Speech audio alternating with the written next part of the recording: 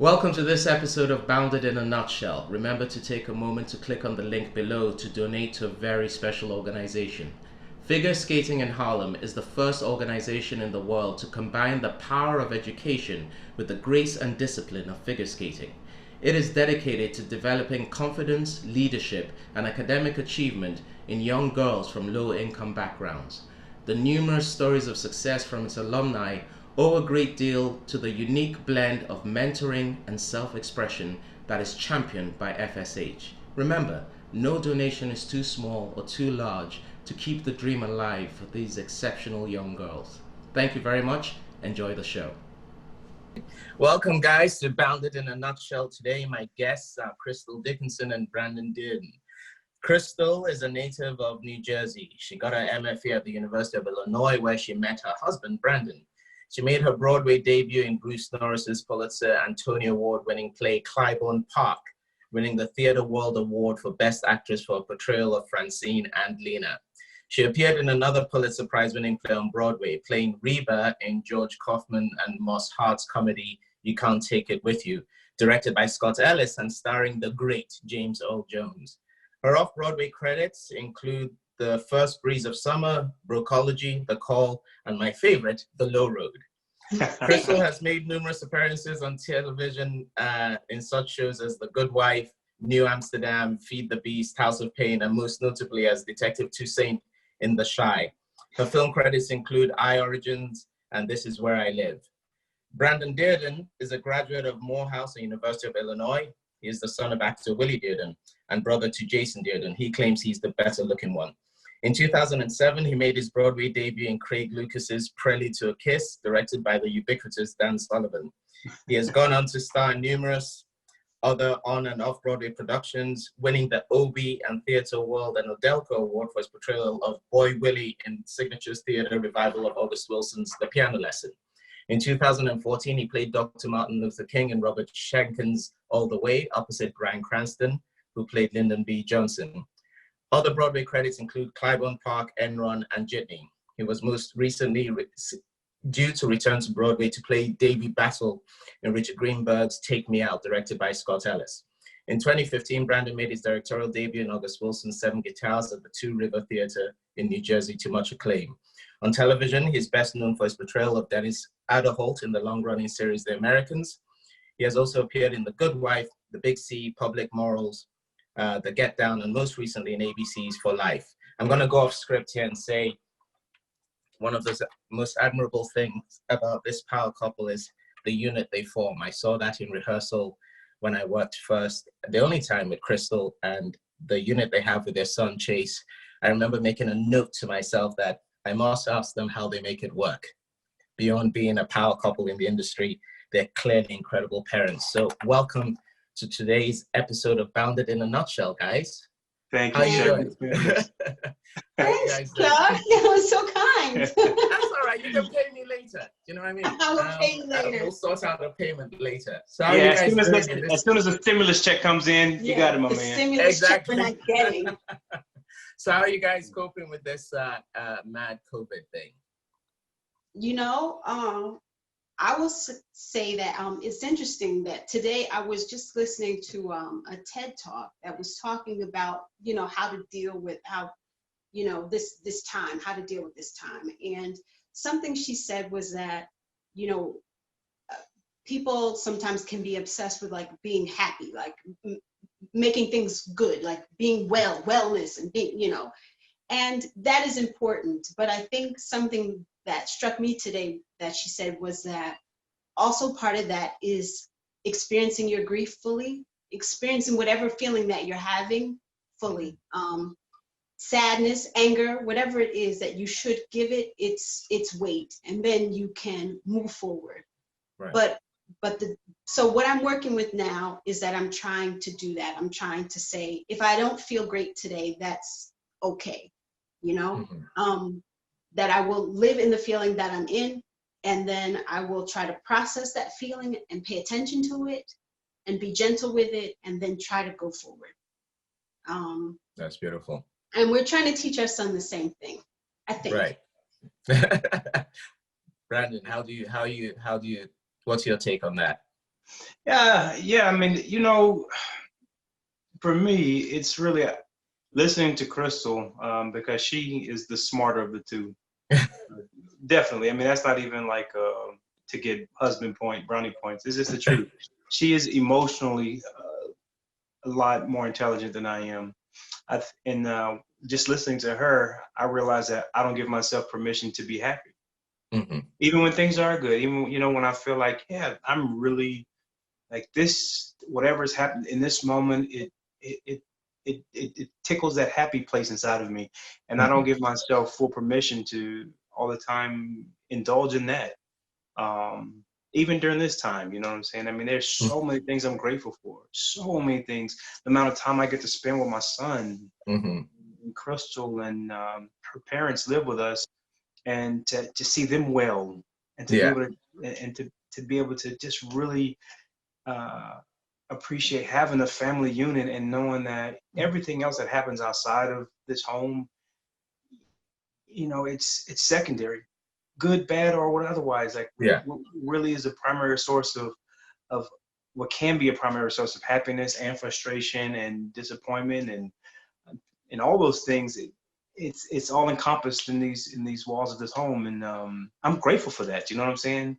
I'm grateful that I have a whole life independent of this business. Let's talk about that, because that's sort of one of the things I said attracted me to you, because I think some of the viewers in this will have different levels of experience in the industry and stuff. And one of the things I remember thinking, and it's weird because it's conversely actually helped my work, is realizing I lived most of my 20s and 30s telling myself one thing: I am an actor. That's all I am. I'm an actor. And defining myself by that. And I sort of, you get older and you do things and you tick some of those boxes you aspire to, as you had that mantra. You tick them and they happen and it's great. But you realize the you hasn't shifted. The you still hasn't actually been affected by these other things, apart from maybe you're not as frightened when you pay with your credit card to be declined anymore. Do you know what I mean? I don't know, So the whole thing about nourishing the self, Kristen Linkletter was on recently, and Jessica, they both talked about this thing of nourishing the self and the imagination and the person. And it kind of, the acting takes care of itself in a weird way when you nourish those things and find that identity. How do you feel about that? What do you think? I think it's absolutely necessary, because we are using our bodies to tell a truth, right? As somebody else's truth, or someone else's reality, however way you want to see it, truth, reality, whatever you want to say. But because we're doing that, we have to have a facility with ourselves. And the only way you can have a facility with yourself is if you know yourself. It's just not a way around it. Unless you're a very good mimic. Now, there are people out there that are like, man, top notch, it doesn't matter. They don't have to, like, they are just great mimics. And they can do it like that. They can watch a thing and copy a thing and inhabit a thing and be fine. And that's okay. That it's okay to be that kind of actor too, if that's but for me, I have found the most success when I feel like I'm understanding this is me and this is where this character is, or it's the same, whatever it is, but that I have an awareness of where that lies in me is important. That on that topic of, well, this is a question for both of you to answer. Let's talk about acting while we're here. I remember there was a moment in the Low Road where it was a tech, and I think it was the first time we had to get on that slave auction thing with the chains, and you came up to me and you just quietly said, "How do you feel?" And I remember realizing that I hadn't asked myself how I felt, because I sort of was thinking in terms of John Blank has to do this now to do the next, you know what I mean? Yeah, don't kill yourself on the platform. I remember thinking, it's weird that it seems obvious, but I actually thought, well, how do I feel about this? And I realized that, I have to see this exactly for what it is a moment in the play, and I'm just going to be in this moment because I can't let myself think about everything of the connotations and stuff. And I remember you breathing out and going, okay, you're right. And making, I think, that sort of decision for yourself to get through that moment. So tell us, the audience, a role comes to you, Francine, Lena, I don't know, Martin Luther King, Brandon, you see it. What's your beginning process? Do you make all those associations to yourself, or do you keep it in the world in the moment of the scene and the play and the performance? Do you know what I mean? Yeah, I understand what you mean. I think a little bit of both. I think it requires a bit of both, to stay sane anyway. Yeah. And to and to really and not just to stay sane, but also to I guess fully appreciate the moment for what it is, and to do your job with objectivity as well as subjectively. You know what I'm saying? It takes both the outside view and the inside. You know what I mean? I think it does. I was thinking about that line that from As You Like It, that Ganymede says, I think it's Phoebe, sell when you can, you're not for all markets. Yes. And it's a dig in that play, but I think it's important that actors hold on to that. That we have to realize that we are not for all markets. We can't do everything. No. So we have to really know ourselves, and we know our strengths, and we know when that material does speak to us. When we are like, that's my wheelhouse, that's my thing. You know what I'm saying? Yeah. Not to say that, not to talk about typecasting, because MLK couldn't be any further from a boy Willie in some certain respects. So it's not about that. It's about knowing what my market is and what speaks to me, and then that's where I sell my stuff. Right. You know what I'm saying? Because I know I'm going to be able to give those people in the audience who have sacrificed time and money to sit in that theater with me or watch that TV show. I'm going to give them something that is worthy of their time. And your own. Yeah. Your own as an artist, because especially if you're doing a play. Yeah. I mean, it's just, I'm sorry, but it's just frankly not worth it. Yeah. To do something in a theater that you are not interested in doing for, that's something, Chuck, I had to learn over time. That before, when we first start, right, you're like, oh, it's who's in it? Yeah. Oh, this is going to be sexy. This is going to do something for me. This is going to, okay, maybe, but it also could be a freaking disaster, Yeah. And so you best make the decision that what you're doing means something to you, whether you think it's going to get you an award or like some notoriety or something. Notoriety or not, and I dare say the same thing with film and TV too. I mean, it's a little different because at least you are getting something out of that, which is like you're getting paid. You're getting paid, and that's real. So like, if I have to be a detective 7 times, I might be okay with that, given, Yes. Well, can I ask you about making the choices and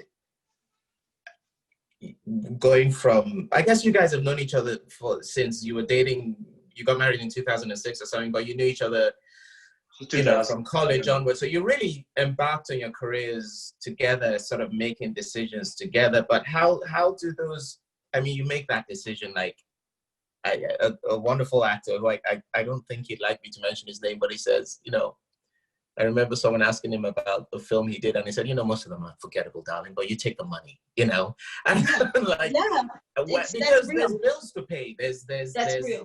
In this particular case, there were like 2 ex-wives. You know what I mean? There's alimony and kids, and how did your decision-making change with the arrival of Chase to saying yes or no? Because you're balancing practicality, but you're also balancing legacy, what your kid's gonna see. You know what I mean? You're thinking in those terms, like, how did that shift? It is really simple, actually. We have a simple rule. If you want to do something, if it means something to you, we figure out the logistics later. Right. we never let that dictate if we do a project or not.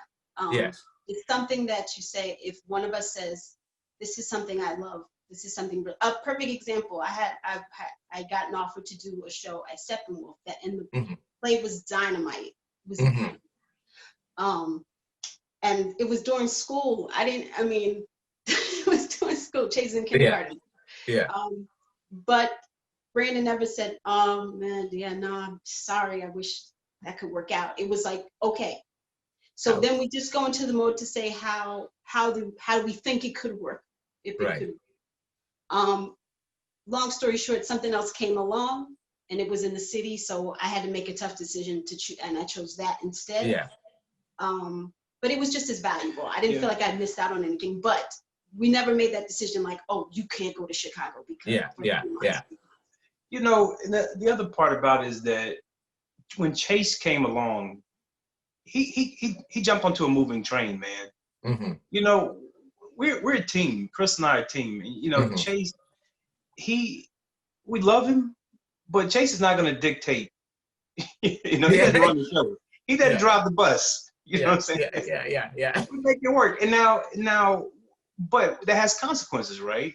It has consequences. So when we do make decisions, of course we have to consider Chase and what we need for him to have. But I had an actor tell me a long time ago, even before we had a kid, this actor told me, Eugene Lee was his name. He said, kids come into this world with a loaf of bread under their arm. They have everything they need when they get here. Mm-hmm. You know what I'm saying? And I have to believe that, and I have to trust that there is something at work, smarter than me, smarter than Crystal, that will make it all happen. That will make everything happen. I mean, it's kind of Pollyannish to think about, but Chase is 6. He's 6 years old right now, and we've never come into a situation that has been impossible because he's been here. He's only added opportunities. He has never once added impediments, unless you look at it as an impediment. You know what I'm saying? Right. And sometimes his very being just forces an opportunity for me to look at a job more closely and say, does this job add more value than being away from my son? Yeah. You know what I'm saying? Yeah. But I never look at it as, oh damn, I can't do this because I got a kid to worry about. No. Yeah. Excuse me 1 second. I'm just gonna wipe my screen slightly so I can see you guys full on and properly.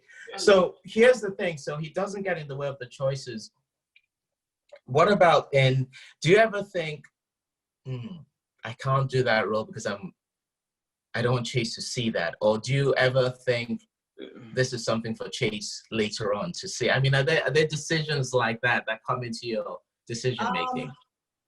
I've always made that decision without Chase. That's always, but my bar has always been like, can my parents see it? Or like if they can watch it and I not be embarrassed by it, then I'm good.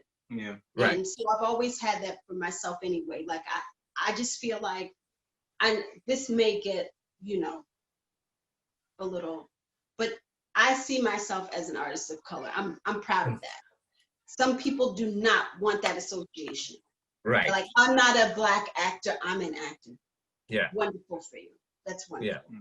I happen to think of it as a great opportunity to show people something about my culture and who I am and where I came from. Like August Wilson says, the contents of my mother's cupboard have value, right? And I happen to think that's true. And when I get an opportunity to do those things, I want to do them. Yeah. So that's what's foremost on my mind. Like, how do am I representing myself and my culture in a way that I think people will be able to? It doesn't have to be pretty. It can be complex. It doesn't have to be linear either. It doesn't have to be a representation of. No, it does not. It's almost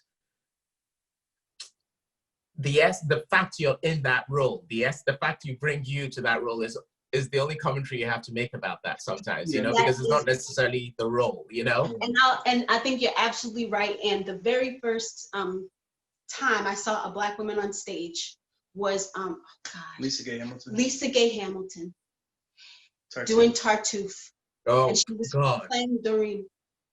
Wow. And I didn't know enough about actors or theater or anything to know anything. I just knew when I saw her in this play that anything was possible.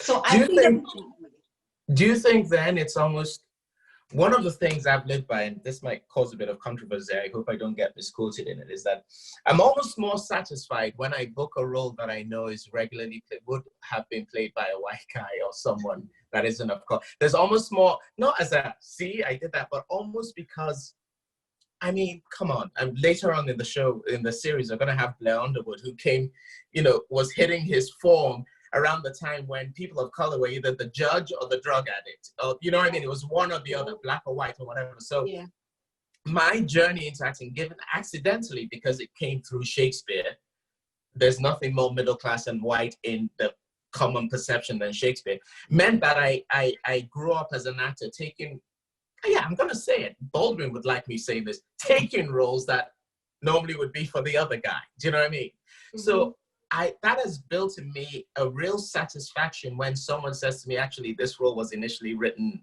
for a Scandinavian 50-year-old and you end up playing it. Not because it's us versus them or anything like that, and certainly not for me, but that is like, it's important to see people of color in Tartuffe and in these things, to know that art belongs to all of us. You know what I mean? Yeah. I think that I don't know why you would get in trouble for that. I dig it, man. Look, if that's what drives you, if that's your passion, if that's what motivates you, if that's your calling in life, if you want to fix the ills of the world in that particular fashion, and I think if you're doing art and you aren't trying to work on some particular ill in this world, then you aren't doing art. You know what I'm saying? Yeah. And what you've addressed and what you've identified is deficiency in terms of really laying out the full humanity of what we are possible of, right? And you're attacking it from that, what really jazzes you up. You know what I'm saying? And I think that's honest and it's true, right? Yeah. And then on the flip side of that, I had an incredible, because I love this thing with art and life and stuff, is being a Nigerian, growing up in Europe, then coming to study in America, is a very different experience from being an African American. Do you know what I mean? So what I was exposed to growing up, what I read growing up, the things I saw on TV growing up, my perception of things and there was a real education of fire when I came over to university at Yale, to really, because that was the first time that the concept of African American, not just being a black person in America, but African American, I started becoming aware of it more and more. And so it's suddenly, I'm going to use this to weave into your incredible relationship with August Wilson, and you must be holding some kind of record of how many August Wilson plays have been done by a single actor in New York. Do you know what I mean? But the other side of my argument, I'm talking about taking roles that normally, but then there's that side of it, which I feel a lot of your artistic mission statement is, Brandon, is taking plays from a genius that is August Wilson, that deals with the African American experience and expressing your art through that. Tell us a little bit about your identification with his plays. Okay. Before I do that, can I just say one thing in terms of like choosing work based upon what like your parents think or what your son is going to think? Yes, please. Because I do feel like this. If that is a factor in your decision making, you're doing it for the wrong reasons. I really do. If you're using somebody else to hold you responsible for the choices that you make, you don't know yourself. You're not being responsible to yourself. The choices I make is going to be because I want the world to know this piece about me. Mm-hmm. Now, if the role doesn't say that, then I'm not going to do that. If I don't want to say, because they're going to see you in some light. I know you're just an actor and you're just doing the script, right? But whatever you do, you got to use some of you. And if that role, you don't think that's congruous with what you want to put out in the world, damn your parents, damn your children, damn whoever else is going to watch it. Don't do it. You know what I'm saying? Yeah. I've done some things recently that Chase is going to probably Google in 10 years and like, damn, Dad, you was off the chain. I was like, yes, I was off the chain. Yes, that was really nasty what I did. Yes. Yeah. And I'm proud of it. Because it taught it put something that I thought had value out into the world. You know what I'm saying? Yeah. So I don't want to shelter him or my parents or my wife or anybody else from something that may be unsavory if I still think it has value. You know what I'm saying? Now, if it doesn't have value, then I got to know that for myself, not because what my parents or my son is going to think. To thine own self be true, right? So tell us a bit about August Wilson. Yeah, cool. Well, first of all, I want to say happy birthday to August Wilson. Today would have been his 75th birthday. How appropriate. Purely accidental, but how appropriate. Yeah. I came into, I first encountered the works of August Wilson It's gosh, going on 30 years now. Mm-hmm. I was a boy, and the Alley Theater in my hometown of Houston, Texas, was doing the one of the first regional productions of Joe Turner's Come and Gone. It had, just left Broadway. Yes, it was 1990. Yeah, 1991. Mm-hmm. And there was a director who was directing that production named Claude Purdy. And Claude Purdy was August's best friend from Pittsburgh. And Claude Purdy had moved to Minneapolis, where he was part of the Penumbra Theater and the playwriting workshop there in Minneapolis. And August was like this poet still in Pittsburgh. And Claude said, "Hey man, August, come on up here to Minneapolis. They got this cool theater scene. They got this writers thing. I think you should start writing plays."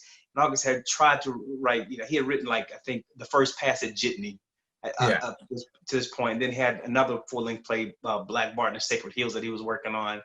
But it was Claude Purdy who first got August to seriously start thinking of himself as a playwright. Right. And started making inroads for August that way. And that was my first director. Uh-huh. And so my connection to August was, I feel so fortunate that it was from the man who probably understood him first and best in terms of August's intentions for writing plays. Lloyd Richards rightfully gets the credit for really championing and ushering August Wilson to who we know him to be today in his legacy. But it was Claude Purdy who first, I guess, really incubated that playwright in August.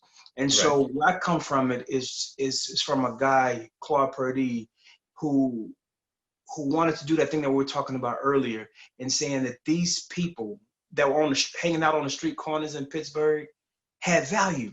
And they were just as poetic as anybody who's going to appear in a Shakespeare play. And their lives were just as consequential as anything you're going to see in an Ibsen play or a Chekhov play. And so much to your point, Chuck, in saying that, while you were doing Shakespeare plays that were written by, or originally for a white actor, maybe, like, that's why I want to do theater, because in my world, theater was only for to display the habits of white people.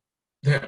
That was so. No, yeah. I want to show you theater that's going to display the habits of who we are, of my people. You know what I'm saying? And say that it has value, and not just to prove you wrong, but just to expand the sense of what drama is. You know what I'm saying? Because the theater can hold it. Yeah. This art form can hold it, whether it's a movie or a play or whatever it is. It's theater really is as boundless as the sea, as he says it. You know what I mean? And you need that voice to bring that. I mean, so many angles of it into it. But what is? I mean, Ruben Santiago Hudson is going to be one of our guests later, and I talk to Ruben often about August Wilson and doing his plays and doing them whether in New York, how different it would be to do it in London, and we muse about things. I went to see what did he have in Signature again recently? An August Wilson play? No. Or the solo? Absolutely. But I went to see. I have to remember. I can't. How I learned what I learned. How I learned what I learned. No. Okay. I'll remember and I'll let you know. But I remember watching the musicality, like the rhythm, the thing that belongs to Pittsburgh or to Baltimore or to, it's like intrinsically American in those plays. And wondering what, for you, this is open to you also, Crystal, is like, we talk about rhythm and all that stuff when we're talking about Shakespeare and stuff like that. But in August's work and whatever, there's all that going on also, syncopation, rhythm, whatever, and stuff like that. How do you approach the text? Is that do you hear things like the rhythm and the music and stuff, or do you just go straight for the heart of it, the fact that you've seen these people on the streets and know that? Do you know what I mean? So I'm saying, do you embrace the poet that was August Wilson before the playwright, which is in his writing also, Yeah. Well, I think, you got to understand what August was embracing first. And August was embracing the blues. Yes. August wrote primarily, listened to blues music. And he was listening to people who listened to blues music. He was listening to people who made blues music. You know what I'm saying? But it's just kind of who we are before hip hop, before R&B, before rap, before our contemporary music forms. I mean, every black person in America was listening to the blues. Yeah. You know, because most black people were just from the South. And that was the music that came out of, you know, I'm from Texas. And so it's just organically, innately in me, just those rhythms and those sounds, right? Mm-hmm. So August didn't invent any rhythm. He didn't invent, yeah. he just, you know, he really championed it. He harnessed the power of the blues to say, hey man, here's a funky ass way to tell a story. Yeah. Yeah. My kid just totally distracted me. Okay, so here's something I read recently. He's singing back there. Talk about the blues. Go on. Do you have something to say to that? I was gonna say that it's funny you asked. It's not funny, but like, it's interesting you asked this question because right now Brandon and I are teaching the grad students at NYU, and we are teaching August Wilson, and it is a class that is both, you know, it has lots of ethnicities in it. So mm-hmm. a lot of diversity in the class. Mm-hmm. And we Brandon also did a workshop 2 summers ago or something. Last summer, yeah. Last summer, for teachers in master's programs. The National Acting Teachers Alliance. Teachers Alliance. Yeah. So, yes. Workshop with the Teachers Alliance about teaching August Wilson, mm-hmm. and there were only 2 Black people in that group entirely. I think 2 or 3, right? And that one of their main things was their fear of like, oh, why should they be teaching it, or why should they be speaking it, or with this whatever. They just don't feel like they have the authority. To teach or to speak up. Right. And I guess I probably it's been a pleasure to teach this work because of what you asked about, the largesse of mm-hmm. the work, the melodies of the work, the rhythms of the work. Mm-hmm. It's just like, and what the approach we try to take with it is like, it is just like any other text. How do you approach Kushner? How do you approach Will Eno? Mm-hmm. How do you approach Bruce Norris? How do you approach Teresa Rebeck? It's all the same thing. Yeah. It's all the same thing. We just have to do the work. And the work is the research of, like Brandon said, who is this person writing? Why are they writing? What do they want to put out in the world? That's our job as artists, right? That's our job as the actor who's taking somebody else's words, unless you're writing your own, because you can write your own, tell your own story. And then you better have someone asking you those questions if you're writing it. You know? Yes, that is correct. So taking that whole thing, I know, I think I saw it in an interview, but I think you mentioned it because one of your dream roles is Richard III, Crystal. Yeah. Why? Because I am like infinitely interested at how a human being, I love the idea of the part of our job is talking about the human condition and how people behave. Mm-hmm. And I don't understand people like Richard. He bothers me as a human. Like, he's no one I would want to know. And he absolutely, every time I think of our president, you have to excuse me, but he reminds the similarities, they're like they're exponential. Yeah. So I like the idea of being in a person's skin who manipulates every situation for their gain. Mm-hmm. Like, I don't understand that. I don't understand where you go in humanity to do it. So I'm totally like juiced by the challenge to keep that going, and to find out what the motor under there is. Because I think people, I mean, as much as I say I can't stand them, and I still feel like it's our job to try to understand. Absolutely. And the further away someone is from the more interesting it is to get to know, and I think to play also. So if you approach Richard, here's a question because there's a lot, rightfully so, there's a lot of gender, what's the right term for it, where gender swapping casting going on now, finally. Mm-hmm. If you were to approach Richard III, would you play him as a guy, or would you play him as a woman who just happens to be called Richard III? How would you do it? I would play him as me. As you. And when I got cast for The Chi, right? Mm-hmm. I found out later that role was a man's role. And then I found out while I was on set, one of the writers, he was on the Chicago police force for a long time. And what he told me about the actual, the detective, the actual, what do you call it? Role, the kind of detective I was, a homicide detective. Yeah. What he explained to me is that women don't do, they're not that many of them, because it's just a really hard, it just takes a special person, a special kind of human to do that, and typically women don't do that. Yeah. But I did. Mm-hmm. So there was something about something they saw in me, and something in whoever this character they created that they found was congruous. Mm-hmm. And I think that can be true. Yes. I think that you can I think you can see how you want to see it. I don't care. But I think I would just like to begin to approach it to find what is masculine in me and what is feminine in me. I'm very comfortable with those things living together. And is that something you would advise? Is that a general rule? Would you say in general, if you are going in for a role that's being gender swapped, don't try to be, just play it as you? Yeah, I would. Because that's what they're looking for. Because Jessica Heck said, I want to just reiterate something, and Heidi Griffiths confirmed it on this show, about how people cast your essence. They often cast your essence, not your audition. They're not casting your audition at all. They're casting what you bring in. So if you've put up mask after mask, layer of mask after mask after mask in creating this character, I remember Bob Krakow was saying to me, he says, the minute you stop playing characters and start playing people, you will book stuff. I remember that being one of the most important pieces of advice I've ever got. You know what I mean?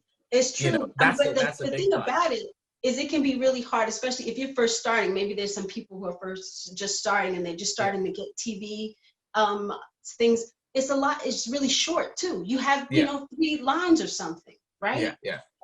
And so how do you do that? How do you do that? It's over there. Yes, I told him that. But I think Bob was onto something in saying that, because how do you approach it? You just approach it from where you are.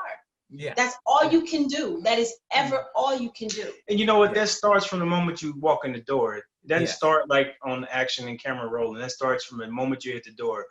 And I direct a bit now as well, and I'll see actors come in and I'll even how they speak to me in a short conversation before the audition starts, before the side starts. I can see a piece of them, and I can see if they're using that in the material or not. If they aren't, then if I saw something, I want to, like, what is that thing that you have?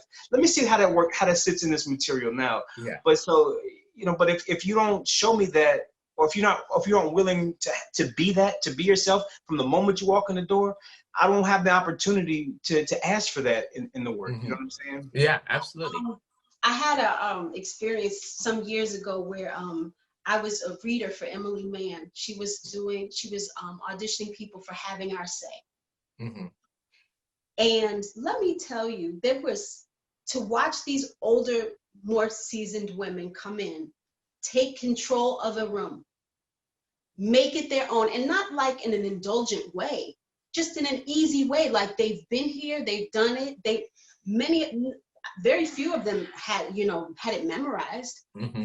They just came in with their papers. They talked to Emily. They are totally in themselves and still prepared to do the work. But they all found a way to take that room and make it theirs when they were in it, and then let it go when they were walking out of the door. As far as I could see, I remember, Danny. I'm serious. I think that thing of, for those few minutes you have, that's the beginning, middle, and end of their day. You should think of it as, not that you've just come in to fill in a slot. And I remember Danny Boyle telling me that the actors he loves are so relaxed, they're almost horizontal. Do you know what I mean?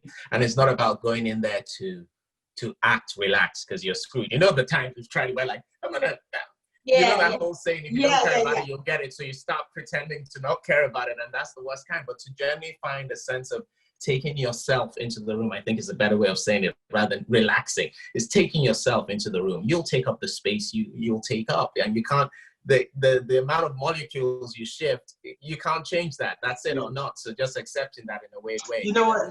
And then with that though, that's why it makes it doubly important that the material you choose to submit yourself for, you choose to go in for, you commit yourself to, will allow you to do that. It is doubly important. Yeah. You know what I'm saying? And I think that's why I'm so drawn to August Wilson's work, because I know I can be my whole self inside of his work.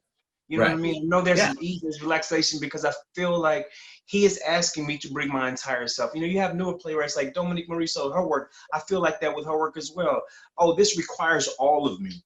And I can, and that's, So let me ask you. Don't set yourself up for disaster. Like I think when you start choosing things because of other reasons, like we started talking about at the beginning, you're setting yourself up already for disaster. Oh, this role is not quite like, it's not right. I don't really like it. It doesn't quite seem like me. But I'm gonna go in because my agent said, or I'm gonna go in because of this, or I'm gonna go in because of that. Okay, guess what's gonna happen? Guess what's gonna happen when you get in, and then guess what you're gonna do after? Beat yourself up for having a bad audition. Why would you do that? But why do we do that to ourselves? Yeah. Now, the same question to you, Brandon. Do you have I know Crystal's is Richard III. Do you have a dream role? Oh yeah. Well, yes. What? Yes. You know what? Here's the thing, Chuck. I gotta be careful because usually I've been doing this for a long time, man. And usually, and you know, by the grace of God, sometimes when I'll say it, like the universe, it'll happen. And sometimes you gotta be careful what you ask for. You know, it's like it'll show up, man. It's like, oh, you want that, do you? Be careful when you voice it. There's something about that thing is listening. Lord.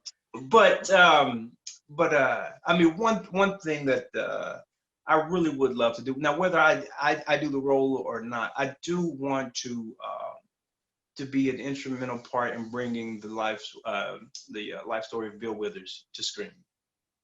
You know, the singer-songwriter who just passed a couple of years. You know, and you look like him, man. You look like, you know. And let me tell you a secret, Ain't No Sunshine is, if ever, I don't do musicals. I don't sing. I don't see myself as a singer at all. But a few years back, I was asked to go on tape in London for, what was the show they were doing? For the Dreamgirls. And I was like, and I remember calling my agent and saying, what in my history makes you think I sing? You know I don't. But you know, sometimes in life you just, and especially Angela, my wife, is a singer, an amazing singer. She was like, just do it. Just like, see whether you can do it. And I used to be in a choir as a kid, right? But you know, I can't sing many songs, but the song I did sing as the option song was Ain't No Sunshine. There's something about that song, you know, and all that. I know, and you know, and stuff that's just like extraordinary, you know. You know that lyric that I know. You know how that came about, huh, Chuck? No, how? What happened? This is on his first album.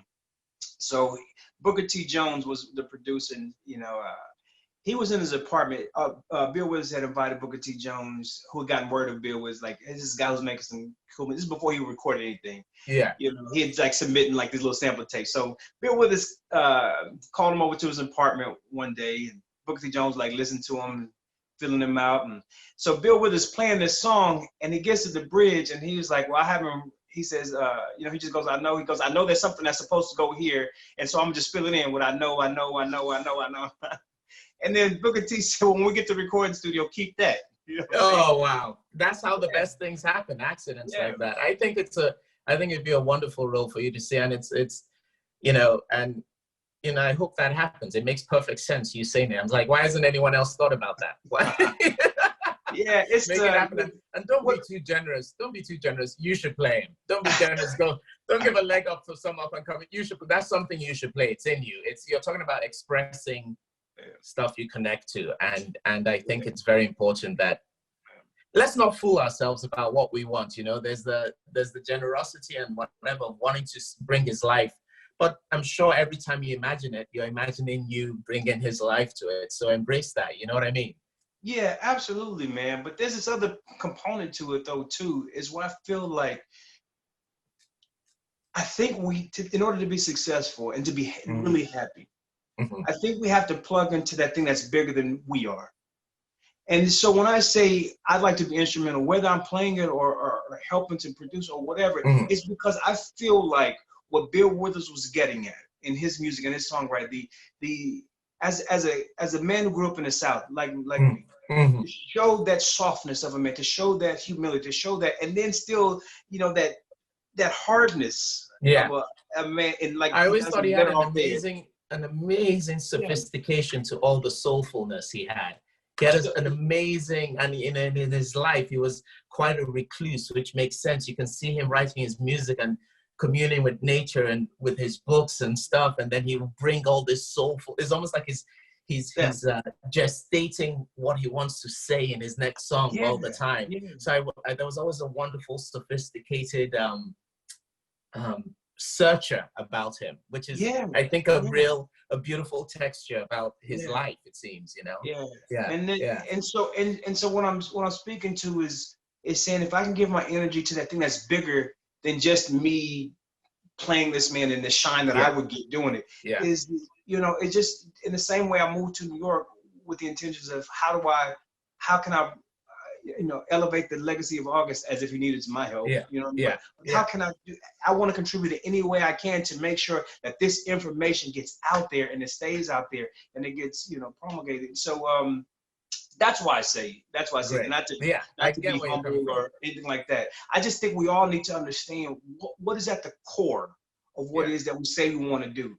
And if you have an opportunity to participate in uplifting that core principle, any way you can, would you do it? Or is it just about you getting the attention on yourself? You know what I'm saying? And it can be that. It can be that. You can want to get you can be that artist. There's a lot of them out there. They're called entertainers. That's what they do. They figure, what will the people like? How will the people like me? How can I get the people to like me more? And I'm going to show you what I can do. And that's a skill set. That is an incredible skill set. But you got to be honest with that. You got to be I often feel, I do, and I have a couple of passion projects, and it's weird that so far, touch wood, everyone that I've genuinely approached, because it is beyond just me being an actor or writer, everyone I've approached because I feel, I think Richard Eyre once said, no one should ever direct Shakespeare unless they feel they have to, and I feel there are certain projects that I've dreamt about and have come to fruition because it was bigger than just I want to do it. But I have to do it. I want to make this work. And that's why I feel you'll probably end up doing that, because there's a bigger mission. I mean, you've done it with August Wilson. You had that mission for August Wilson and you're doing it, So I feel sometimes it's like when people ask the question, how do you know whether to keep going or not in this industry? That's crazy. And I always say it always comes down to looking in that mirror and genuinely asking, do I still want this? Genuinely, and really listening. It's not just ask the question, then ask the question and really listen. And I feel with passion projects, when you sit down and do the imaginings, and the image and the imaginings actually sit with you and it makes sense and it seems like you've already lived it, you're going to do it. I really feel, and those are very rare. They're not as often as we think. They're very rare when that's the real case, and stuff. Guys, I could talk to you forever, but I have to open up to Michelle to see what questions have come in while we've been talking all this. Michelle, what do we have? Yeah, you've got maybe about 10 more minutes though, because we're talking to them till 2:30. Oh, so, we've gone to 2:30. Yeah. So we've got 90 minutes with them. So keep going. Okay. All right. Great. Okay. Great. That's wonderful. So, I thought I was running out of time, but I always forget. Brandon, I saw you at Theater for a New Audience. Are you still there? Yes, I'm here. Oh, great. You disappeared from my screen. Playing Brutus and stuff in what was a really, really fascinating production of all of the play, which I think is just genius, and one of the greatest speeches in Shakespeare's It Must Be by His Death, and you delivered that so beautifully. Well, thank you. Where do you rank, since I've seen you guys in both worlds, where do you rank Shakespeare for you personally? I know how it ranks for Crystal with Richard III. Where do you rank that? Because that would have been part of your training, part of you can't escape it, you know, and all that. Especially, I remember when I did Hamlet at the, you know, with the mobile unit and the public. I remember someone saying, and again, it's mea culpa. I'd never thought of it in terms. Someone saying to me, a father coming with his daughter and saying, "I'm so grateful," Black African American, and saying, "I'm so grateful. This is the first Hamlet my daughter saw. Was I a black guy playing it?" So I must ask you what your relationship with the Bard is. I say the Bard and I have an evolving relationship. I think we've finally hit a level of mutual respect. I think the mutual Bard respect. I like that. Yeah, I think early on the Bard respected me a lot more than I respected the Bard. You're right. And then once I started getting into it and showing how much I absolutely did not respect the Bard, then the Bard stopped respecting me. And then I started giving the Bard a little respect, and then it started respecting me again. You know what I mean? So it's constantly evolving. And I think we're good now. We're in a good place. You know what I mean? Yes.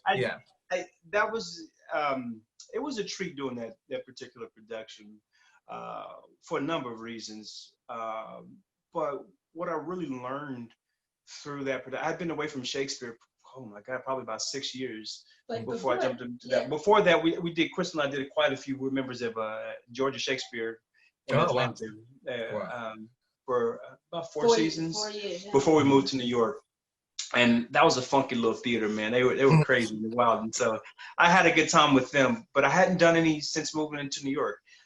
We did a production of, I think, Antony and Cleopatra down at Houston Shakespeare Festival, 2014, and that was the last time I had touched the Bard. So you played Antony and Cleopatra? No, actually, no. She played Cleopatra. Okay. Steph Gillum played Antony, and I played Octavius Caesar. I was going to say that's why you two are still together, because that is one play that rips people apart. Those two roles. I think almost every couple, not couple, but every duo that have done it have started the production liking each other and ended it hating each other. It's such a hard, show. Another play that did it to us was Raisin in the Sun, man. We played Walter Lee and Ruth in that one a couple of years ago. And I'm glad Lorraine Hansberry loves us. Loves those people, because man, that's through. But anyway, coming back to Shakespeare after a hiatus like that it was so refreshing to know that what you pick up over the years in Shakespeare, it only goes deeper with time. Yes. And so now, as I'm working with students at NYU on their Shakespeare scenes, I'm just trying to remind them to have the patience with themselves. Like, if you don't get it today, it's okay. Yeah. It's okay if you don't get it all today. Yeah. You're never gonna get it all. And it's going to be years from now if you just stick at it, if you come back to it, if you relax and you come back to it and humble yourself and submit yourself to it, then it'll start teaching you what it wants you to know. And I think that production of Julius Caesar that you referenced, it really taught me two things. It taught me how much I did know that I didn't give myself credit for, and how much that it still had to teach me. Yes. And I was at a point, thankfully, in my career where I feel like I didn't have anything to prove. Hey man, I've had a lot of failures. I've had a lot of successes. So this is just something that I'm curious about now, and just let it sail. You know what I mean? And it was a space with that director and that cast that let me do that. Oh no, it was wonderful, really dynamic production. Let's talk a little bit about the other side of your careers, TV. You were in the Americans for quite a long time. I often think of it's just such a different beast, Crystal. And all that from like the rehearsal room and stuff like that. What was your transition? Because I know a lot of people that watch this that are coming from theaters into trying to make that transition into TV. A big question they ask is, what's the key to the cipher? What is the thing you shift from that to do a show like The Americans? Can you tell us a little bit about how you have to shift your mindset for the TV work and stuff, You know what, Chuck? For real, I think actors who are primarily stage actors need to be nicer to themselves about this. Mm-hmm. Because the fact of the matter is, if you are a theatrically trained actor, right? What have you been doing for 10, maybe 15 years? You have been studying acting for the stage. Right. You've been doing that every day. You've been in a play. You've been in a couple of plays. So then you think you go to you go to a TV audition. You're just supposed to book it. And you're supposed to get it with one. That's nonsense. Yeah. Different medium. It requires different things. So you just have to practice. Yeah. You have to practice. Some people will be great at it right off. Yeah. Some people. What are the things you love practice? What are the things you practice? Like, I know it's a lot bigger than I'm just going to speak quieter. It's a lot. But people often think, "Oh, just speak quiet." What is that when you say you practice? What are the things you practice? Yeah, here's the thing that I'd like to share. So if you're an actor from the theater, your performance in a 90-seat black box is going to be completely different from a 2,000-seat Broadway seat, right? Yeah. It's going to be different. Right? Why? Because the audience size is different, right? Right.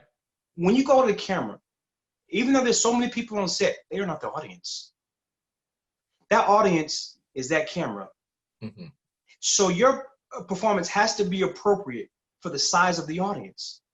And now it just so happens that on TV, the audience has excellent vision and excellent hearing. Mm-hmm. So if I'm performing, in front of the camera, like I'm performing for the whole crew, it's going to be too big. Mm-hmm. What I have to do is, where is my audience and what is necessary to communicate the story to that particular audience, that audience of one, with excellent vision and excellent hearing.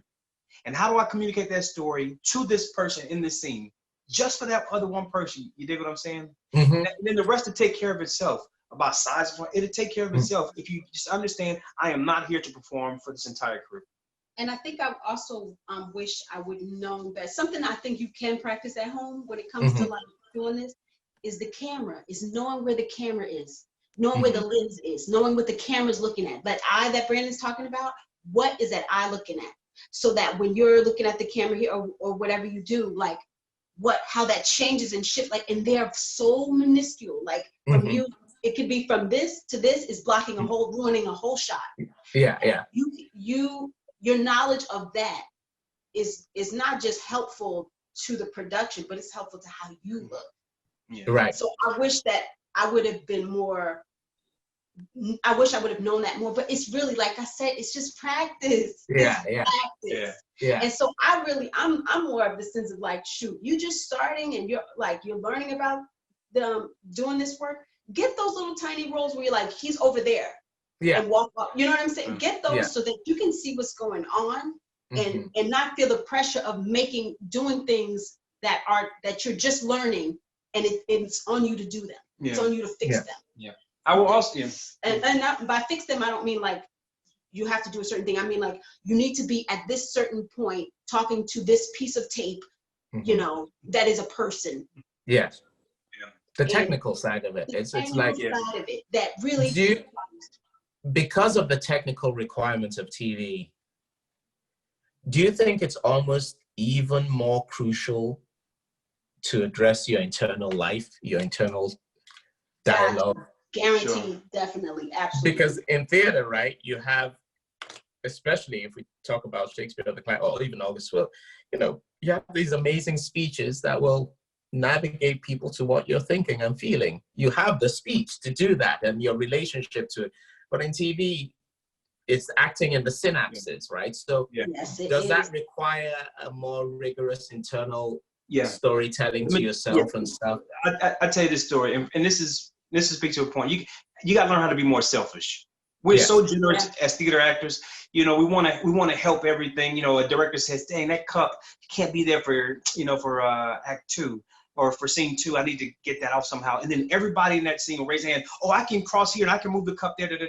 You cannot do that in film and television, right? Yeah. Because here's what's gonna happen. I'll tell you a story. It was my first season of The Americans, and it was like one of my first big scenes. And Tommy Schlammy's directing. I'm all nervous. I'm joining the scene in progress, and I'm coming out. I put my hands on the conference table, and I'm looking at this map on the table. I'm like, okay, here's what we go. We're gonna do X, Y, Z. Boom, get out, right? And so, okay, great. I'm ready. I know my lines. We're doing a rehearsal. I come in, I hit my mark.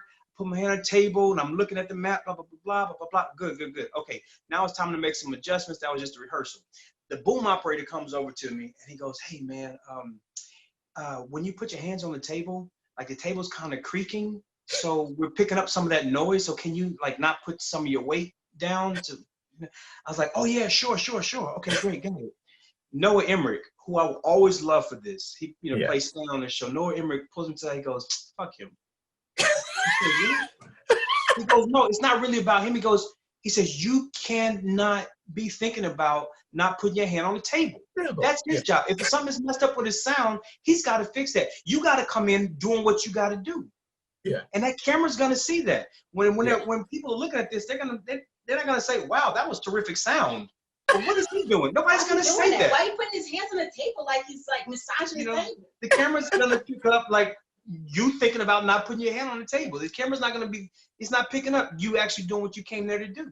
So you have to. I think you have to find ways respectfully to ask for what you need exactly. Yeah.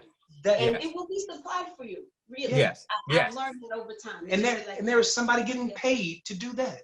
And to be very clear too, to say, okay, if you didn't understand something, like you're costing people time and money to try to be polite or try to get it right, kind of. If if they say we need you to do this, pick this up, do this here. Okay, I need time to rehearse that. Yeah. I need time to fix that. Absolutely. If you want to get it right, you know what I mean? If you want me to get it right, so we don't do 12,000 takes, let me work through this first. Yes. Okay. Are you ready yet? No, I'm not ready I remember Ed Hall, director, saying to me, we were doing a play at the time, but he was talking about TV and film, and he said, camera acting is about manipulation. Yeah. And I remember it took me about 10 years to digest that, actually, when I think about it, maybe longer, in the sense that when I'm on camera, on film or whatever, there's a dialogue going on constantly between my true impulse of what to do and being aware of that intensely intimate lover that is the camera lens. I might have an impulse to do this and I know it's what I want to do, but once you're aware of the fact that actually this is, what's this now? This is the close-up? Right. And readjusting for that. Does that cost you some of your truth, or do you find a way in meeting in the middle a new kind of truth? Do you know what I mean? Because sometimes I feel I've given up some of my impulse for what I know is a good shot. Because camera on film is a series of pictures, 24 whatever second. They're not actually a continuous thing, it's pictures. So you're looking from moment to moment to moment to moment. So there's that sort of contradiction sometimes. And how do you deal with that? Because I know there are times when I know I've done that shot because the camera's there, but it hasn't been as true. And there are times when the two things come together beautifully, and that's when you leave the day of shooting so happy. And there are days when it's been a series of manipulations. Do you know what I mean? Yeah. Well, it's kind of like you got to go to that again. That very for me, this is what I do. I go to that very what's the word? Vain part. Yeah. Right. Or the part that says I am the shit.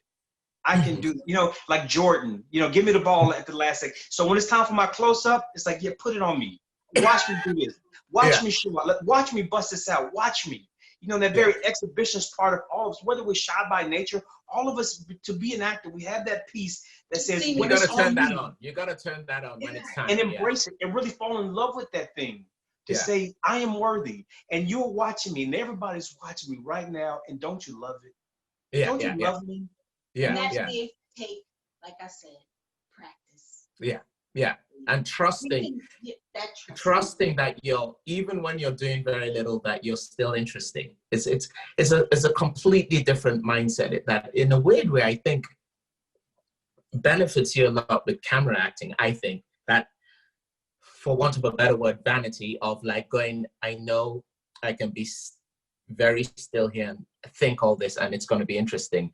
Whereas theater, you sort of strip that away to actually you have to find an incredible humility for theater to express what you're feeling out there. And when you don't have that humility, that's when it becomes hammy, quote unquote. Whereas on TV, it almost flips out. You know what I mean? But it becomes hammy when you're not trying to tell the story. Yeah. You know what I'm saying? You can do that, but you can serve two masters in this. You can say, watch me, but it's watch me tell the story. Story, yes. Watch me. And I feel the word tell on camera is dangerous because that's when it isn't happening. That's when you're showing it happening. So it's weird how, I have great admiration for people who do this full time of teaching techniques and stuff, because you have to be so careful in your choice of words. Because as soon as I think to myself, tell story for the camera, that's when I'm showing. That's when I'm showing instead of you know what I mean? It's a very interesting. Yeah. Well, and you know, I had another teacher said you got to assume the audience is really smart, right? Yeah. Often when you try to tell, it's like because you assume they're dumb. Yeah. And so I got to show you something because you're dumb. But no, if you assume that they're really smart and really intuitive and again have great vision, great hearing, they'll get it. You know what I'm saying? Yeah. Yeah. Absolutely. Oh my God, this has been so friggin' fascinating. I think it is time now for questions, right, Michelle? Yes, we should head on to those. We've got some good ones. Great. Okay, so this question is from Gabby. Her question is, all actors have to contend with typing, but in my experience as a Black actor, notions of type can be especially restrictive, especially early on in one's career.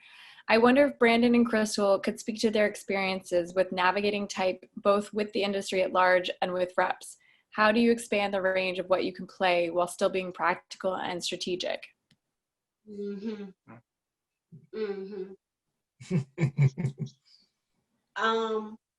I think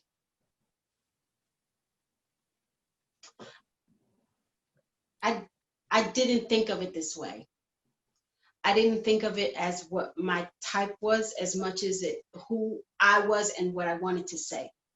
And I think if you find representation that understands who you are, what's important to you, then they can help you navigate that water.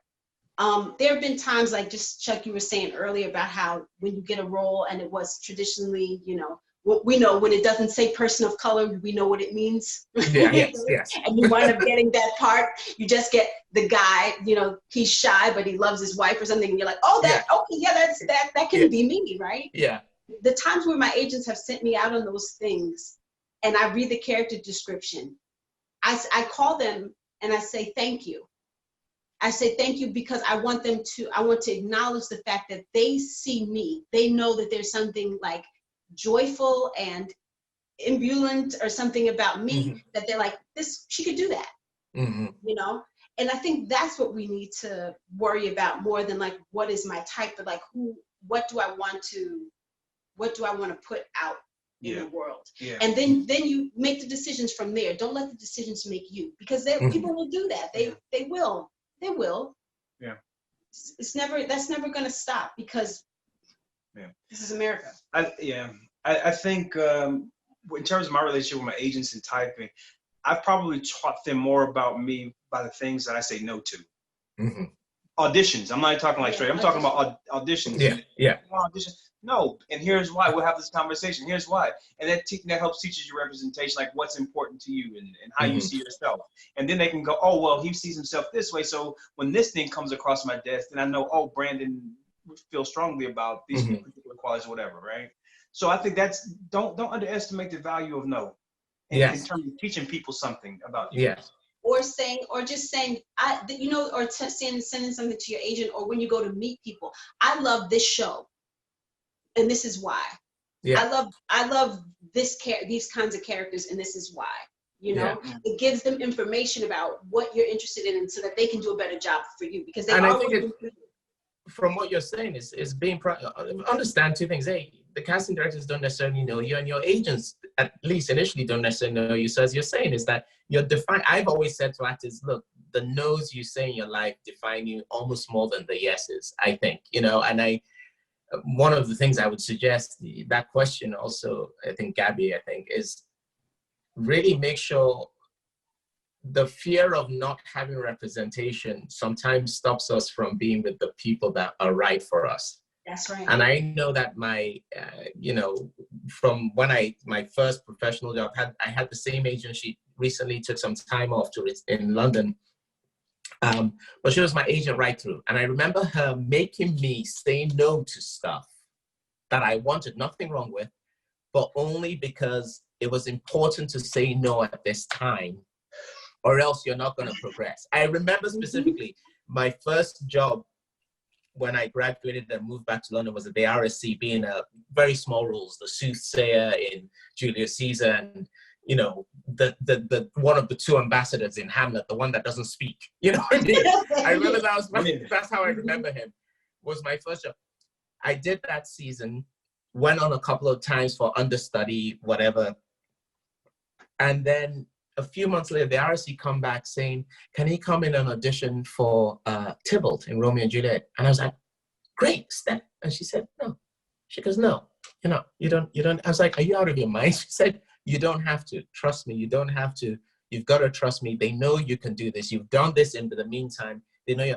The next audition was for Phidias in Coriolanus, and I booked that and I changed everything. Do you see what I'm saying? Yeah. It's like having someone strong enough to say, I know it looks, because it's easy to say, I don't want to do that if it's a part that is stupid. But when it's a good part, but you need someone to say, you've got to, and she's the first person I remember saying to me, I believe in you even if you don't. It sounds like a cliche, but that's what you want in your rep. So I would say, Gabby, that part of that decision-making, you're talking about a type of body, is the person that's repping you and doing a bit like what Brandon said, and having those conversations with them about, no, I don't want to do this because of this. And together, and the casting directors need to know. Part comes in and it's your classic, as they're still written, role for the person of color, minority. They go, oh yeah, that person looks right. Bring it. They're not, there's no fault in theirs calling you. They need to know, oh, they're not interested in this. It's the relationships that you build. It's a pyramid you build up, right? That's right. Yeah, and also there've been times where like, I've had somebody say, yo, you do an audition. Okay, will you come in? Yes. Okay, you know my work, but I'll come in. Will you come in again? Will you come in again? No. No, I will not. No, I will not. I will not, because I'm not going to do that to myself as an artist. It's just about like, you have to make up your mind of like, what is going to make, like what, you don't want to give yourself too many soul crushing experiences. You don't need to. Like these people are doing whatever they think that like, okay, fine. You don't think it's me? That's cool. But I know what I can do. I've come in, I've shown you what I can do. I'm not going to tap dance for you anymore. I don't have time. I don't have the energy for it. Yes. And plus, be prepared. And be prepared to say to someone, like I've had it where a script has come in and they've asked you to audition for something. There's nothing wrong with asking, can I audition for that? If they've casted already, they'll say no. Often if they haven't, the casting director, I'd say 8 out of 10 times when I've done that, because I'm really big on not wasting. You put as much energy into something you don't want to do if you audition for it as you do into something you do want to do, because you want to go in there and do a good job. So my philosophy is only put energy into stuff you want to do. So most of the time they go, yeah, I didn't think of that. Come in. So read the stuff and navigate. And this isn't about, oh, yeah, but you already have a career, so you can do it. No, it's not. It's inquisitive. It's intelligent. These are the sort of people casting directors want. They want intelligent, inquisitive, interesting people coming into their door. So really hold on to that. That's what I'd say to that. Okay, next question. Okay, this is from Kelsey, and this is for Crystal. She says, what does being in your power mean to you, and how do you put it in a role? Can you marry power with vulnerability? And how would you help female actors to tap into theirs in a world where it's not always encouraged?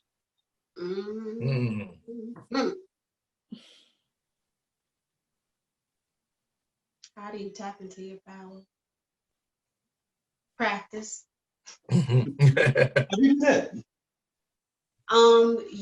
You do things that put you in your power, which have nothing to do with acting at all.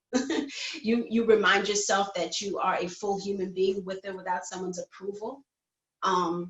That there are people who love you. So when you walk out of the door, or when you however you feel about the performance you just had, it doesn't matter. You know that there are people who cheer you on continuously, pray for you, love you, think you're the best fucking thing they've ever seen, and will tell you that every time. To know that you have something outside of this business that makes you, something that you love. I love to garden. I love art. And I realize that all those things make me up. I'm proud of all those things. I'm proud of who I am as a mom, as a wife, as a human, as a friend.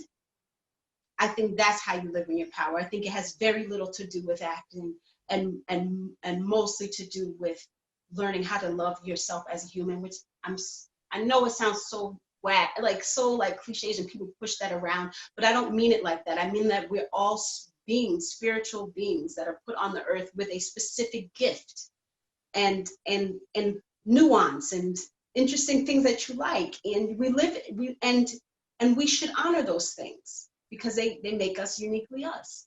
And I think if you do that, or you try to work on it, you're never going to quite get that, but you got to work on that part, every day. And some days you're going to get it right, and some days you're going to get it wrong, and some days you're going to feel really sad, and some days you're going to really say, am I pretty enough? I'm too fat, I should change my hair. Why am I this color? Why can't I be thin? Why can't I be? You will have those days too. And I think that's part of living in your power too, is knowing that that's true and knowing it will pass. Mm. So, and then saying, when you step in the room, that's there. All of that is there. It's just there when you get there. But you got to work on that before. That's what I mean about the practice. Whatever your practice is, meditation, yoga, journaling, I don't know, whatever it is, but find that in yourself so that when you walk in that door, that's what people see. Beautiful. Next question. Okay, this is from Martin, and this is for both of you. Who were some of your mentors, friends, other actors in your past that have helped you with guidance and advice in your career? And what are some of the pieces of advice that have stuck with you since? Yeah. Ruben Santiago Hudson is a big mentor of mine. But even before him, Douglas Turner Ward, although he was a mentor before I ever knew him. He founded the Negro Ensemble Company. And part of why I call him a mentor is because he spoke to necessity, right?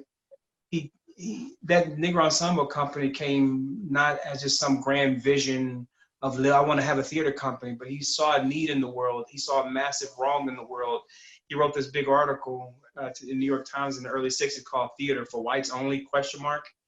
And it was a huge response. So he was just obediently responding to what he perceived as a great shortcoming in the world. And I think people who do that really inspire me. MLK, people who see, now when they align it with their own passions, there's so many shortcomings that are not my fault. They're not my fight in the world. Like, I don't have the gifts, I don't have the know-how, I don't have the skill set to attend to those shortcomings. But particular things, especially when it comes to the theater and theater of the Black experience, I feel like are within my skill set. And so I take my cue from people who have addressed similar needs. My wife is a big mentor of mine. Just and her ability just to say, that's BS. What you said right there, that is just BS. And you need to be consistently who you say you are. And I think that's the key to longevity is, are you doing those things consistently that you say you want? You know what I'm saying? Yeah. And the universe will hold you responsible to those things, and you need to have accountability partners. And there's nobody more accountable, that's gonna hold me more accountable than Crystal. Mm-hmm. I had years ago, I taught at Spelman College. I taught there for a few years, and Pearl Clegg, the playwright Pearl Clegg, was there for an honorary year as an honorary chair. And we were doing all her plays, and I directed one act that she did. And she was a Spelmanite herself, and I actually directed the play in the same space that she directed the play in when she was at Spelman, which I didn't know until later.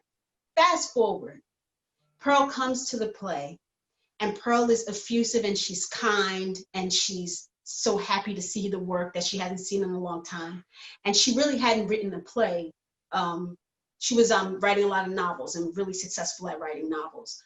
She also wrote the poem for Coretta. Not for Coretta, but for Oprah's first, the Legends Ball. She wrote the first poem for the Legends Ball.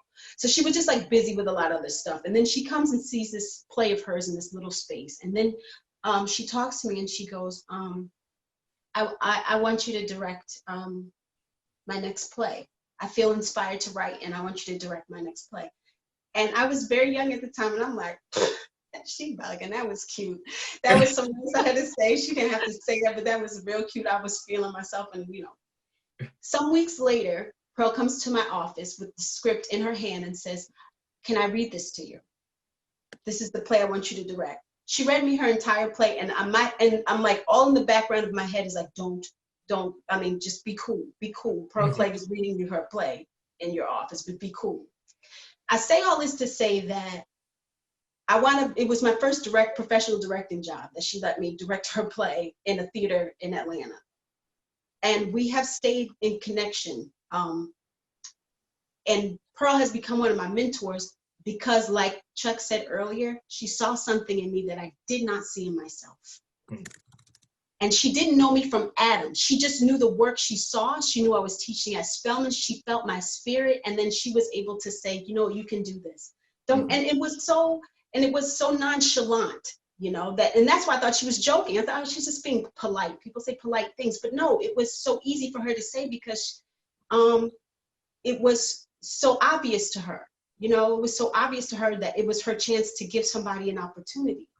And since then, I have relied upon her for wisdom and guidance because she's just one of those human beings that understands something about the world and something about humanity and something about art and being an artist in this world that I totally respect and dig and that I want to be like when I grow up, you know? So she's one of mine.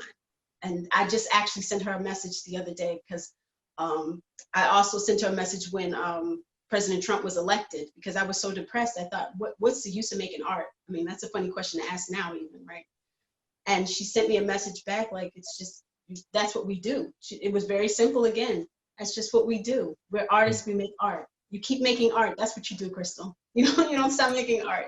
You love, you cry when you need to, and you make some more art. It's funny because one thing I'll take from both of those is I think, and to answer this question is that sometimes your mentors find you. It's not, sometimes you're doing something and your mentors are kind of accidental. They're drawn to you. There's some kind of whatever. So sometimes that search is mutual because they don't know they need you either, you know, and stuff. So sometimes if you're out there doing and being your true self, like we talked about, those people are drawn to you and they end up almost being mentors before you've even codified it into that word, you know. That's right. That's right. You just have to be available. You know, and there was one other person I would be remiss if I didn't mention him. He's passed now. His name is James Redhorn. He was a great character actor, but he was also in the. I met him when I landed in New York. The first show I did was that Prelude to a Kiss, and I was just like I had a walk on kind of ensemble. And James Redhorn was, he played like every asshole senator in these movies. Yeah. But you know him if you saw him. Yeah. But he was the most gracious, most kind person in that cast to me and all the other young people in the cast, but everyone in particular. And what James taught me is how to have a family in this, how to really have a family in this business. And I remember we go out to lunch sometimes, and he was recognized when he wear a baseball cap over his head. And people would look twice like, yo, that's that actor dude. And James just kind of tipped his hat. And then at once I thought James was wearing a hat so people didn't disturb him, right? Like it was, in disguise.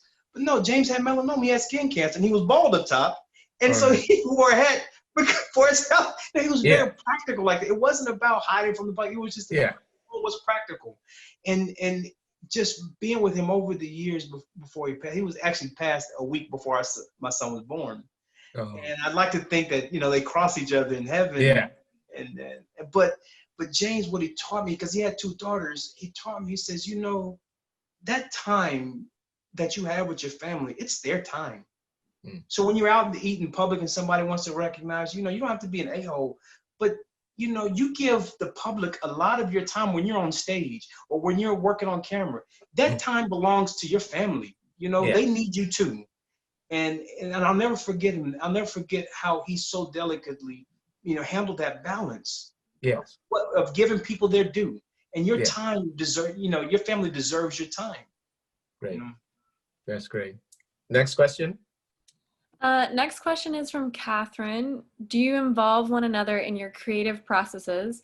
What role does your work play in your partnership? Well, see, this one is easy, right? Because we went to school together. We went in grad school together. So we saw each other in unitards. Yeah. And less than unitards. And less than unitards. So we've been doing it for a lot. We met each other as students. Right. We met giving feedback. Like we were in a class where that's what we had to do, not just because we liked each other, but because we were in this, we were in classes together, and we'd have to say, you know, what do you think of Brandon's gait or something? You know what I mean? So, so we started off that way, but I think over time, what we had to learn to do is say, I have a thought about, would you like to hear it? So we don't go out just like, we treat each other just how we would want to treat any artist that we see their work. You were fantastic. Your work was great. Let me tell you what was great. This was great, this was great, this was great, this was great. The end.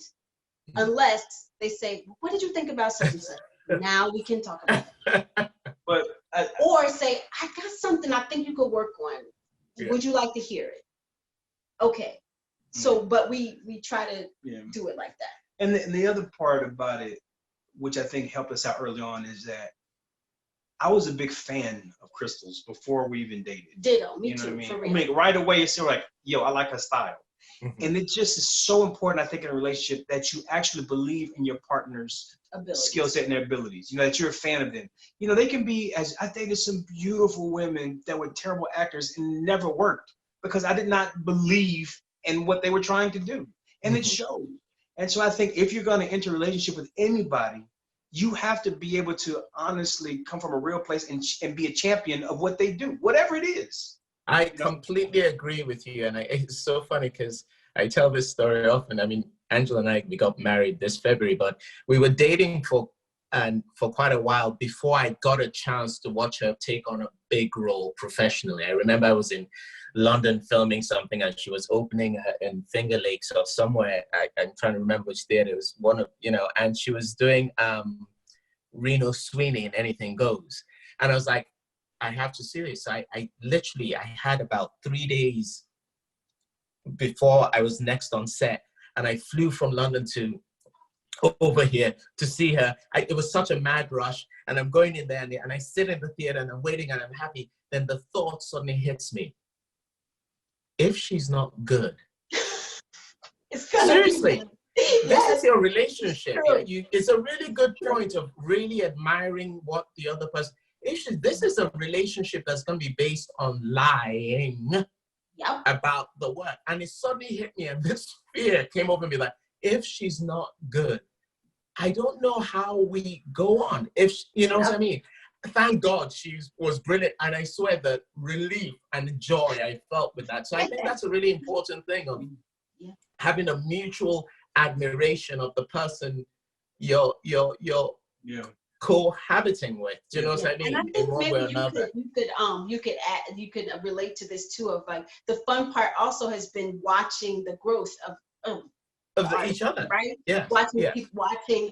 Oh, I see how you have let go of this, or like enhance that, or something like that. That's been really and there's nothing more valuable than someone you know that well actually genuinely being surprised by something you've done. It's a mutually beneficial thing. I think we have time for one more question because it's so juicy. Do we have one more, Michelle?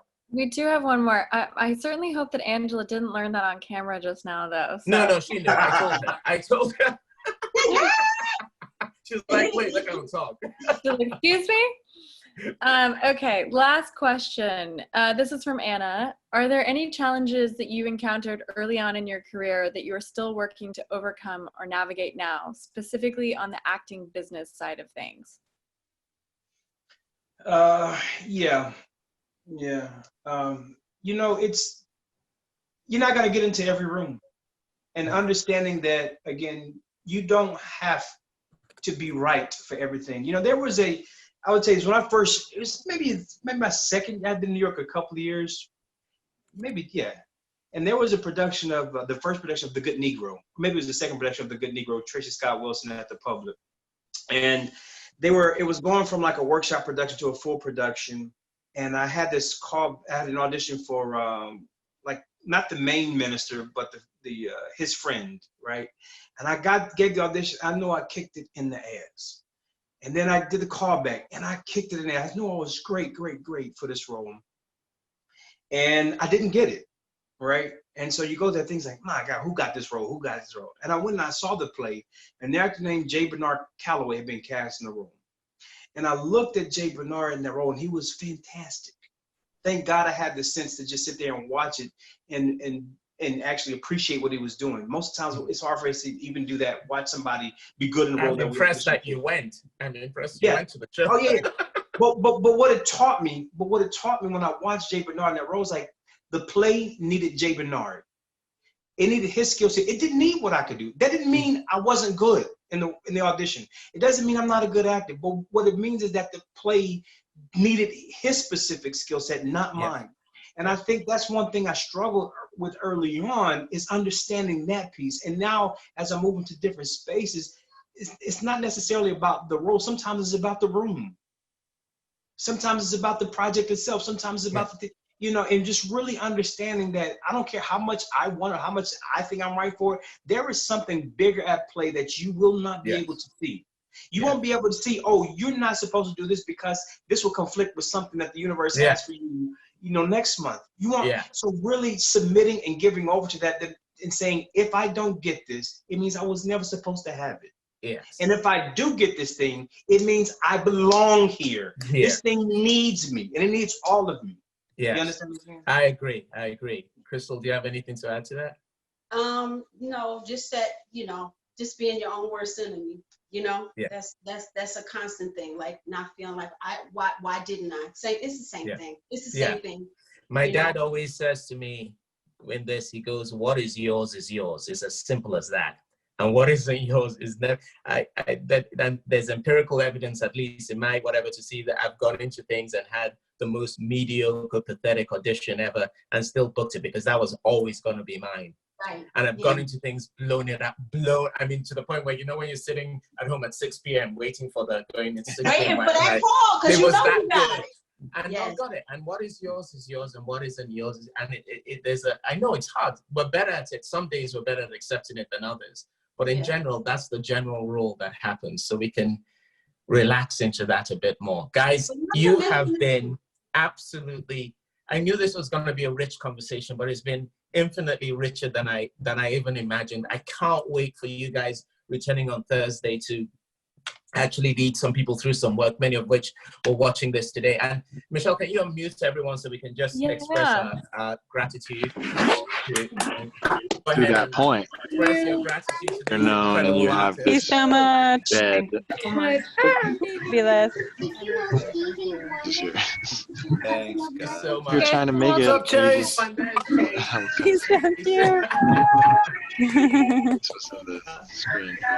Good to see you, Chase. Well, thank you guys for joining us in Bounded in a Nutshell. Remember, all donations go towards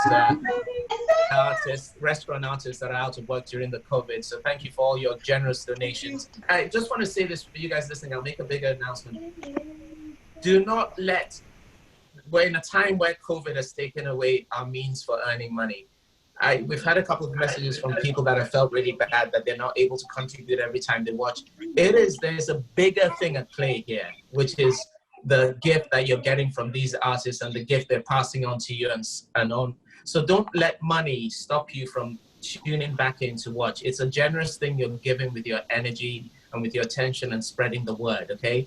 That's why it's a suggested donation. I would hate to think that money is stopping you from enjoying the gifts like what we've expressed today. So pass that on to your friends and stuff so we see more and more of you to joining the show, okay? Thank you again, Brandon and Crystal, and I'll see you guys tomorrow. Yes, see you soon. All right, buddy.